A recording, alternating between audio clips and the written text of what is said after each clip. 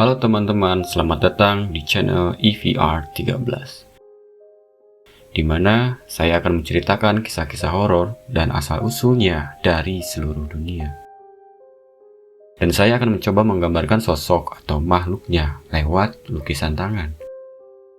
Kali ini, saya akan menceritakan kisah hantu legenda dari negeri Jepang yang bernama Hachisaku Sama atau wanita setinggi 8 kaki.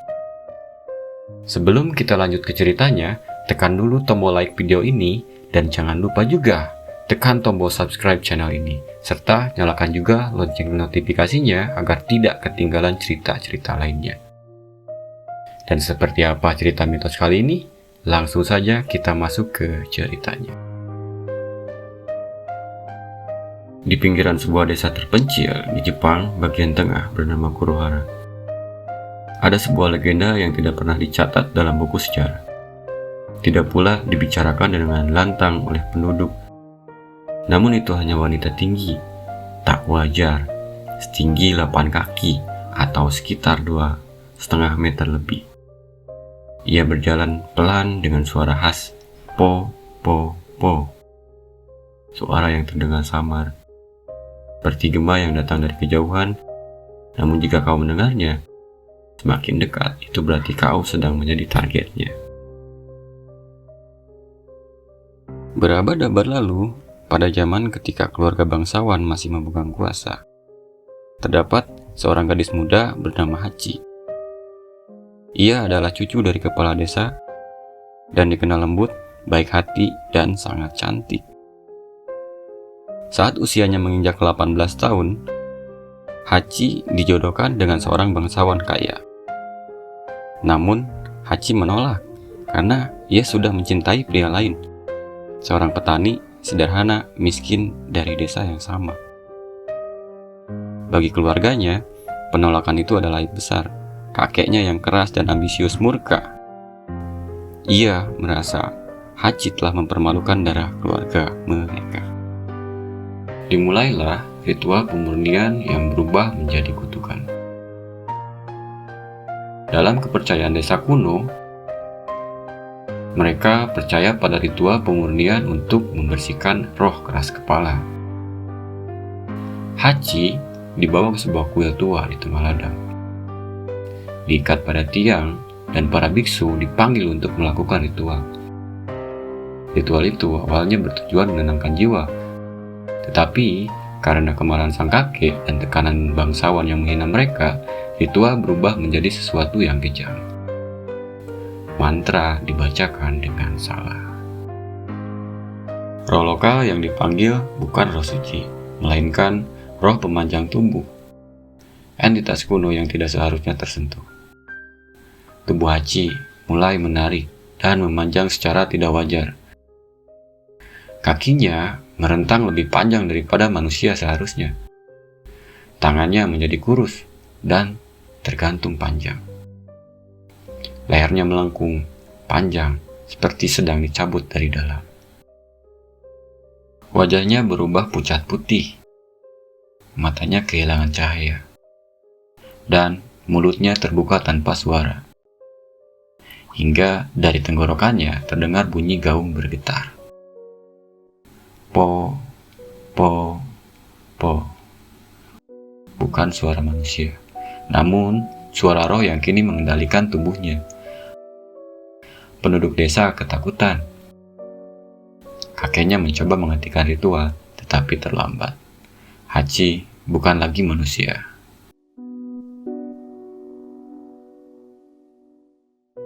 Ia bangkit dari tiang ritual, jalan dengan langkah panjang dan lambat. Suaranya menggema di antara ladang. Po, po, po. Orang-orang yang melihatnya hilang akal. Beberapa pingsan, beberapa melarikan diri. Kakeknya sendiri meninggal karena serangan jantung di tempat itu. Sejak saat itu, tubuh Hachi tidak bisa dikuburkan, tidak bisa dibakar, tidak bisa diusir. Ia menjadi roh memanjang, wanita berpostur 8 kaki. Itulah asal nama Hachisakusama atau wanita 8 kaki.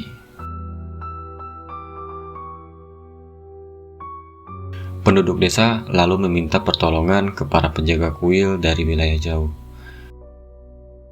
Mereka membuat segel penjaga berupa jimat kertas, kendi tanah liat, dan lingkaran garam. Desa itu dikunci dari dunia luar. Tak ada yang boleh bercerita ke orang luar. Tak ada yang boleh menyebut namanya dengan keras. Segel itu berfungsi bukan untuk mengusir Hachisakusama, melainkan menahan jangkauannya agar ia tidak meninggalkan desa. Dan selama ratusan tahun, segel itu bertahan, namun waktu terus berlalu. Keturunan penjaga kuil kian sedikit, tradisi mulai dilupakan. Kendi-kendi mulai retak. Ketika segel melemah, Hachisakusama mulai bisa keluar. Dan ia mulai berburu. Kenapa korbannya selalu anak muda? Roh yang merasuki Hachi adalah roh pemanjang hidup. Ia membutuhkan jiwa yang masih bersih. Jiwa yang belum terikat dunia untuk mempertahankan wujudnya. Itulah sebabnya anak-anak, remaja, orang dengan hati lembut lebih mudah ditarik jiwanya. Setiap korban yang diambil menambah kekuatannya. Dan setiap kali ia mendekat, hanya ada satu pertanda. Po, po, po.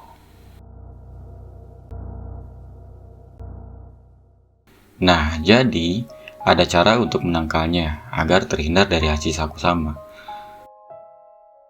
Penduduk desa Kurohara memiliki aturan kuno yang diteruskan hanya kepada orang yang terpilih menjadi penjaga segel. Ritual ini bukan untuk mengusir Hachisakusama, karena ia tidak bisa diusir, tetapi untuk mengalihkan perhatiannya dari korban yang ditandai. Ritual itu disebut Morushio no Mamori atau ritual garam penjaga. Bagaimana ritualnya dilakukan? Ketika seseorang mendengar suara po, po, po, atau melihat wanita tinggi itu meski hanya sekilas, orang tersebut dianggap telah ditandai. Setelah ditandai, ia harus dikurung dalam sebuah kamar selama 3 hari 3 malam. Tidak boleh keluar, tidak boleh membuka jendela. 4 sudut ruangan diletakkan tumpukan garam putih, cermin kecil, dan kertas jimat. Di depan pintu ditempatkan sebuah kendi tanah liat bersegel. Kendi ini adalah batas. Jika kendi ini pecah, ia bisa masuk. Selama ritual berlangsung, orang di dalam ruangan akan mendengar langkah kaki yang sangat panjang dan berat di luar kamar. Ketukan lembut yang makin lama makin keras. Dan kadang suara itu po, po, po. Tidak boleh menjawab, tidak boleh menoleh, tidak boleh memanggil siapapun. Jika korban merespons, segel runtuh. Hachisakusama akan menembus pintu, meski pintu itu terkunci. Karena Ia tidak perlu masuk melalui ruang. Ia menarik jiwa, bukan tubuh. Ritual ini hanya menunda, bukan menyelamatkan. Sebab, satu-satunya cara benar-benar luput dari kejarannya adalah pergi jauh dari desa itu dan tidak pernah kembali. Desa Kurohara tidak melindungi orang yang pergi. Ia hanya menahan Hachisakusama selama orang tersebut tidak kembali. Sekali kembali, perburuan akan dilanjutkan dari titik terakhir ia melihatmu. Oke, ini adalah kisah yang disimpan oleh keluarga penjaga segel. Kemudian, ditemukan dalam catatan kayu kuil tua. Nama korbannya adalah Saotoru, anak lelaki berusia 11 tahun. Di hari pertama, Saotoru sedang bermain petak umpet di ladang bambu. Ia mendengar suara pelan. Po, po, po. Ia kira itu suara burung. Lalu ia melihat wanita tinggi berdiri jauh di antara batang bambu. Lalu, ia pulang dan memberitahu ibunya. Ibunya berhenti bergerak. Tidak bicara. Wajahnya pucat seperti kain putih. Malam itu, penjaga segel dipanggil. Di hari kedua, Saotoru dikurung di ruang ritual. Pada malam pertama, suara ketukan di pintu terdengar. Pelan, tetapi ritmenya tetap. Tok, tok, tok, po, po, po. Saotoru mengaku ia tidak merasa takut. Yang ia rasakan justru rasa rindu yang aneh. Seperti ada seseorang yang ingin ia temui di luar pintu. Itulah bahaya Hachisakusama. Ia memanggil hati, bukan hanya tubuh. Di hari ketiga, ketukan berubah menjadi gesekan panjang. Seolah jari yang sangat panjang menggaruk permukaan pintu. Garam di sudut-sudut ruangan mulai meleleh. Cermin berembun. Dan kendi di depan pintu mulai retak. Penjaga segel panik. Ritual hampir gagal. Saotoru menangis keras. Ia memanggil ibunya. Dan itu adalah kesalahan terakhirnya. Sesaat setelah ia bersuara, pintu terbelah tanpa disentuh.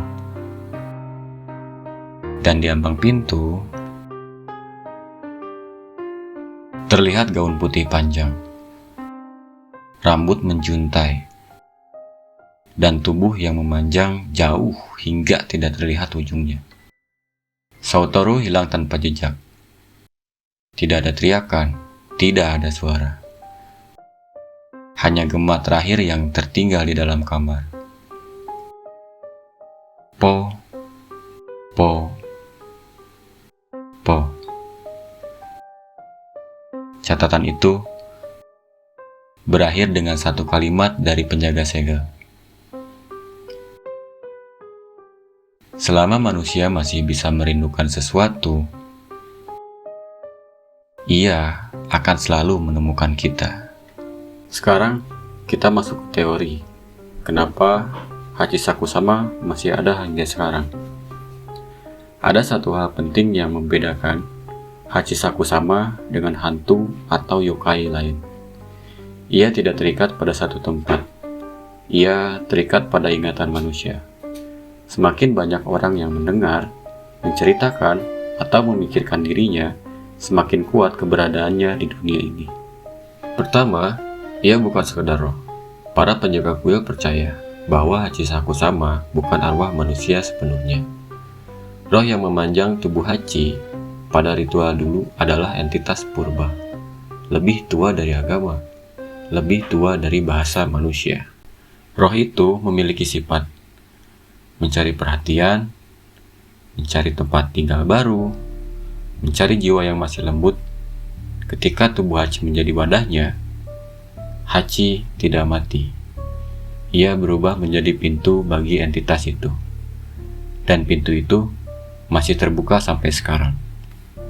Kedua, mengapa ia selalu mengincar anak dan remaja? Ada alasan yang lebih dalam daripada sekedar jiwa yang bersih. Roh pemanjang hidup bergerak melalui bentuk kerinduan. Anak muda, mudah merasa kesepian, mudah mencari figur yang menenangkan, mudah merindukan seseorang yang memperhatikan. Dan Hachi Sakusama selalu muncul saat seseorang sedang merindukan sesuatu. Ia bukan datang untuk menakuti. Ia datang seolah-olah menjawab panggilan hati. Itulah kenapa banyak korban tidak lari, melainkan justru mendekat. Ketiga, mengapa nama Po tidak berubah? Suara itu bukan suara panggilan, bukan juga suara bicara. Itu adalah gema langkahnya, bukan langkah di tanah, melainkan langkah di antara batas dunia. Suara itu adalah tanda ia sedang mendekat. Semakin jelas terdengar, semakin dekat dia. Jika terdengar di luar, ia masih mencari. Jika terdengar di dalam, ia sudah menemukan.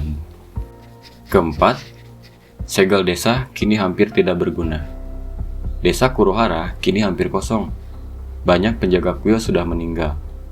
Kendi-kendi tanah liat yang menjaga batas sudah banyak yang retak. Dan cerita tentang Hachi Sakusama kini menyebar di internet, forum, video, dan cerita urban legend.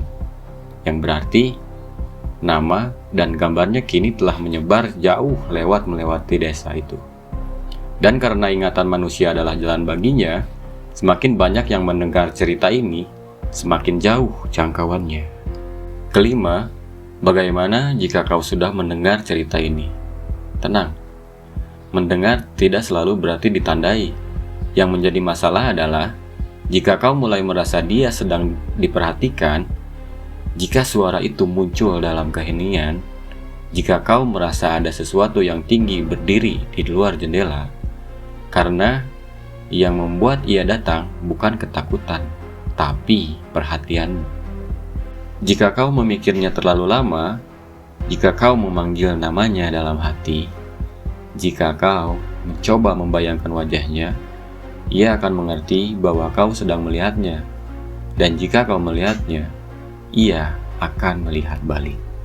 Dan begitulah, dari seorang gadis yang hanya ingin memilih cintanya sendiri, lahirlah sosok yang kini menjadi bayangan panjang di balik jendela manusia.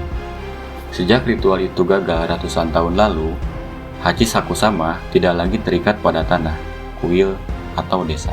Ia terikat pada perhatian, pada pikiran, pada kerinduan manusia. Oke teman-teman, demikian kisah kali ini. Bagaimana menurut kalian untuk kisah kali ini? Sebelum video ini berakhir, klik like jika kamu berani. Subscribe jika ingin cerita horor lainnya. Dan tulis di komentar, aku masih aman.